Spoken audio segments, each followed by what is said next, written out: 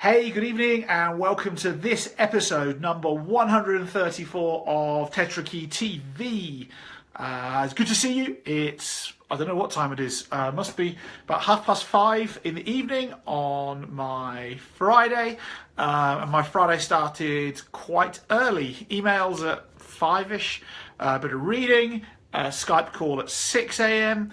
And I've been at my desk.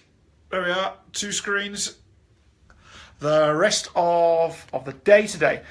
But I wanted to go and talk to you about something that is dear to me. And also something that's a bit of a personal battle. And so whenever I employ people to do a job. I generally dislike the concept of managing people. I'd much prefer to just be out the front and show them the way and them to use their initiative. And so a little while ago, I got really frustrated because people kept asking me, well, what time should I start work? And what are my working hours? And what are my finishing hours? And what time's my coffee break? And what time's my lunch break? And how long can I have for my coffee break? And how long can I have for my lunch break? Oh, and then can I have a day off? And all of this stuff just really, really, frankly, started to piss me off. And here's the thing, it's because that for those people, for most places in the world, when you get a job, that stuff gets dictated to you. You get a job with a salary and you have working hours from this hour to that hour, and you're allowed some form of 10-minute break halfway through the morning and 10 minutes in the afternoon, maybe 20 if you're lucky. You're allowed half an hour to an hour for lunch, depending upon who it is your boss is and where it is you're working for, and it must be taken between 11 and 2. And then you're allowed this many vacation days per year. You're not allowed to take any more than this many in any one block. And you have to get approval from the line manager to take those vacation days. If you want to take more than that certain block at any one point in time, you have to go and get some permission from somebody senior and fancy in the business. All of this drives me insane. These layers of unnecessary management that has to happen just to keep somebody working. And so I've started with this thing where we don't have any working hours. People say, what time do you want to start work? I say, whenever you please. What time shall I finish work? Whenever you please. When's my lunch break? Whenever you please. Can I have a day's leave? I don't mind. Up to you. It's not my issue. How many days leave can I have? Well, as many as you like. Go for it. In fact, one of the people who works for me today wasn't feeling that great today, wasn't feeling on it. Had a few things that they had to get sorted out by the end of the day, and we're just having a chat. I said, well, what would you like to do? She said, well, I'd like to just go and sort my few things out, go home and get some sleep. I haven't slept much recently. So, well, fine, go for it. What's the problem? Just do it. Do you have anything you're committed to for the rest of the day? No, just committed to her work and her desk. No meetings, no nothing else. Cool, go. And here's the thing. I think, and what I observe is, the concept of unlimited vacation and no fixed working hours increases performance for people who work for me by 4 to 5 times that of the people who work in businesses where they have dictated school-like industrial revolution 1860s hours and have a certain quantity of leave. 4 to 5 times more. And I think that every business would like to have 4 to 5 times more productivity and happiness from their workforce than they've currently got, but they're scared. They're scared that if they have unlimited vacation, people will just spend 12 months of the year on holiday. That if they have no fixed working hours, people just won't turn up to work. And they're scared. And I understand the fear, because it's a little bit of a risk that you take. But all you have to really do to make that work for you and to realise that increased level of organisational performance is to have a really good organisation in the first place that probably does it differently to almost every other organisation you have ever worked in or worked for.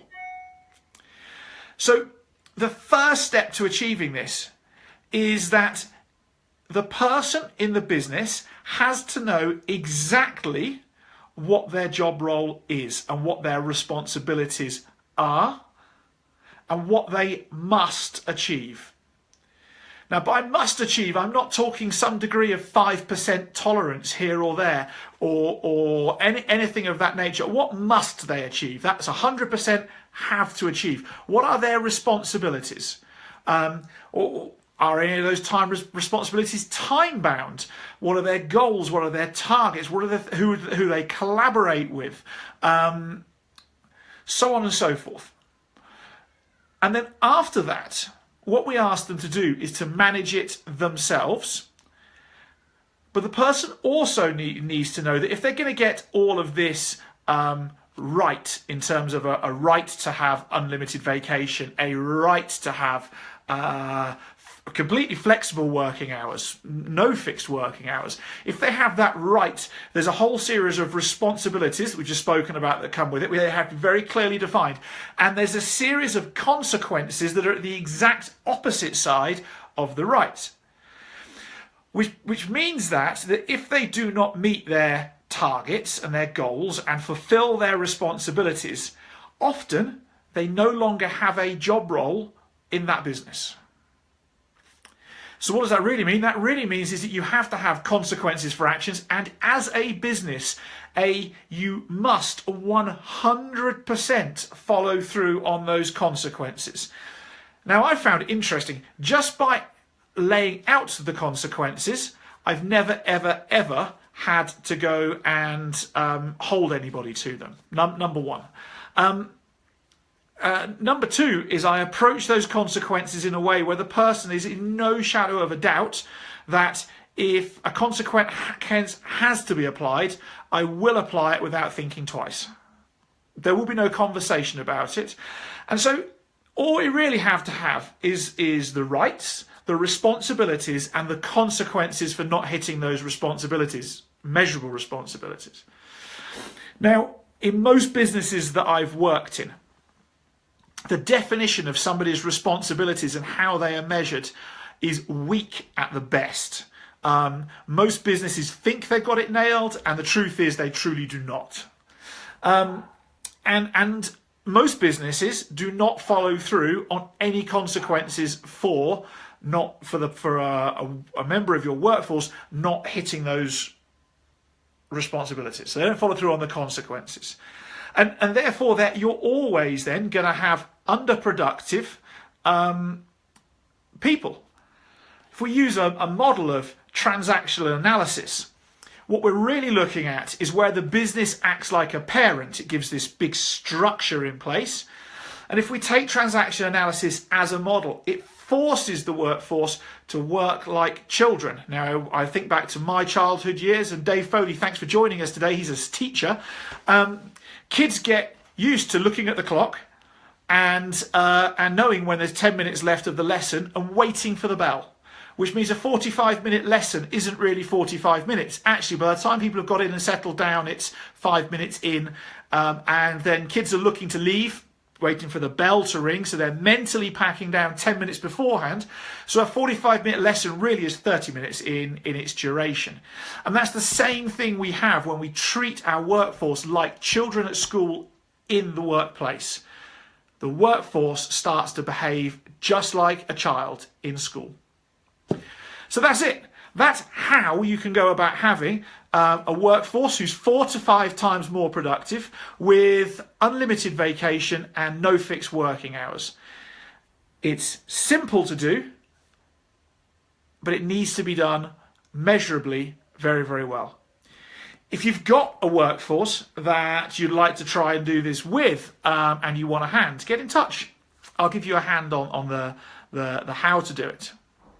Last thing I want to finish with is if you have any form of social media account and you would like to earn money from it, from giving stuff away, please put a yes me comment below, and I will get in touch with you in the next 10 days to tell you how you can earn money from your social media accounts from just giving free quality stuff away. Been working on this for ages for you, and it's brilliant. So put a yes me beneath. So that's it from me. It's Friday. I've got a little bit more time on the 2 screens to do, and then I'm going to have some pizza with my wife and child. So have a great day further. Stay amazing, and I look forward to seeing you over the weekend sometime. That's it. Episode number 134 of Tetrakey TV out.